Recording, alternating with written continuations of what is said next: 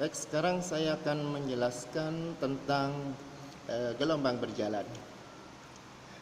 Jadi pada dasarnya gelombang berjalan, yang dimaksud dengan gelombang itu adalah getaran yang merambat atau sikan yang merambat.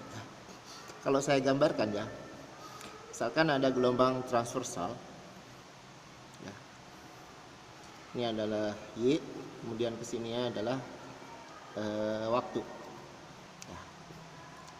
Misalkan ada gelombang seperti ini, ya.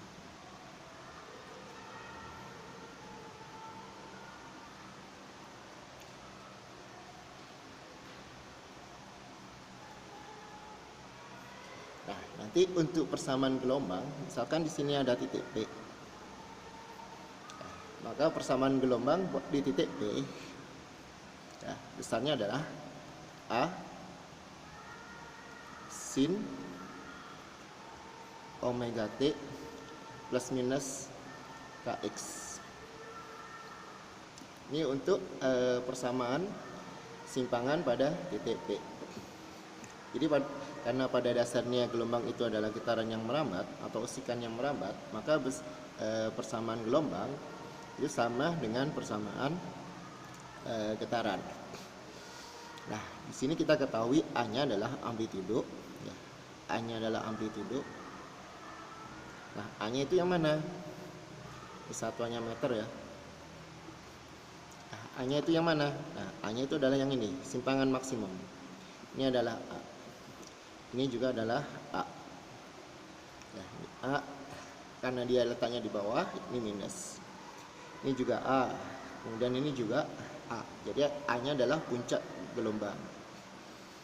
Ya, kemudian omega. Omega itu adalah sudut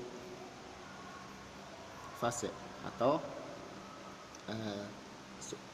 frekuensi sudut atau frekuensi sudut. Nah, nanti besar omeganya itu adalah 2pi dikali F atau bisa juga 2pi per T. Ini adalah besar omeganya. Di mana F-nya itu adalah frekuensi dari gelombang, satuannya adalah hertz. Kemudian T-nya adalah periode dari gelombang, satuannya adalah detik atau sekon. Nah, kemudian di sini ada K. K itu dinamakan dengan bilangan gelombang.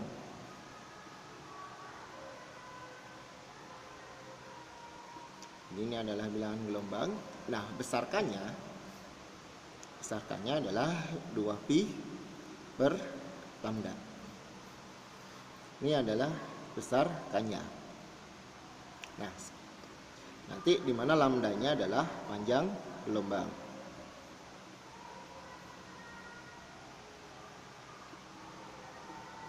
Ini satuannya adalah meter. Kemudian di sini ada T. T-nya adalah waktu. Satuannya adalah detik. Kemudian X-nya adalah jaraknya. Yang dimaksud jarak di sini adalah misalkan nih titik P-nya di sini ya. Misalkan titik P-nya di sini. Nah, berarti nanti jarak X-nya itu adalah dari permulaan dia bergetar atau merambat sampai ke titik P. Itu adalah jarak X-nya. Nah, ini adalah satuannya adalah meter. Nah, sekarang kita lihat lagi pada persamaan gelombang berjalan. Di sini ada tanda plus dan minus. Nah, kapan kita menggunakan plus? Tanda plus digunakan ketika gelombang itu merambat ke arah kiri. Jadi ketika tandanya positif, justru gelombang itu merambat ke arah kiri. Artinya arah rambatannya adalah ke sana. Ya, ini menggunakan tanda plus.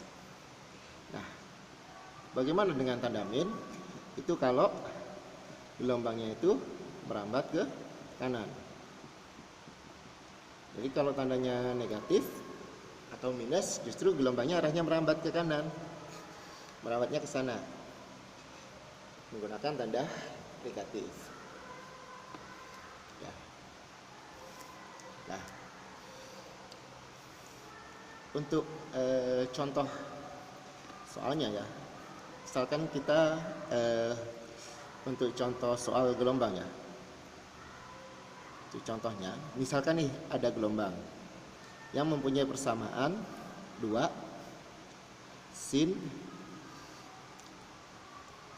40 pt min 20 px ya. Nah, kalau misalkan ditanyakan berapa amplitudo, frekuensi, dan panjang gelombangnya,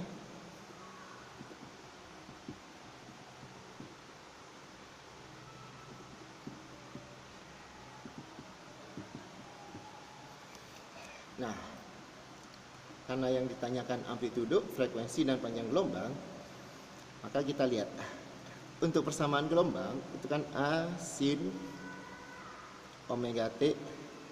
Nah, karena di sini min, kita ambil yang min ya, min kx. Nah, kita tuliskan yang persamaan ini di bawahnya, 2 sin 40 pt min 20 px. Amplitudo itu adalah A, berarti A nya berapa? Di sini adalah 2, berarti A nya sama dengan 2 meter. Nah, sekarang frekuensi itu dicari dari omega, yang seperti yang tadi, nilai omega itu adalah 2πf, berarti kita cari frekuensinya dari persamaan omeganya. Nah, kita lihat omeganya berapa. Yang selain T itu adalah omega, jadi yang selain T berarti omeganya berapa? Berarti omega yang ini 40 pi. Nah, berarti omeganya adalah 2πf, ini 40 pi. Kita coret pi nya, berarti f nya sama dengan 40 per 2 atau sama dengan 20 Hz. Sekarang yang ditanya panjang gelombang. Panjang gelombang kita dapatkan dari nilai K ya, karena K nya nilainya 2pi per lambda. Berarti nanti nilai K nya di sini adalah, jadi selain X itu adalah nilai K, yaitu 20 pi. Nah, ini 2pi per lambda sama dengan 20 pi. Pi nya kita coret, 2 nya kita bagi, berarti lambdanya sama dengan 1 per 10 meter atau sama dengan 0,1 meter. Jadi nilai A nya sudah ketemu, omega F nya juga ketemu, dan lambdanya juga ketemu.